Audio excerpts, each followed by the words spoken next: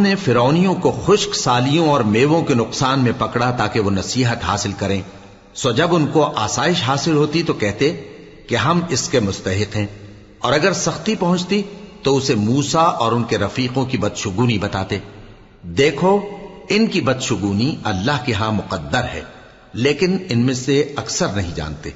और कहने लगे कि तुम हमारे पास था कोई भी निशानी लाओ ताकि उससे हम पर जादू करो, मगर हम तुम पर ईमान लाने वाले नहीं हैं।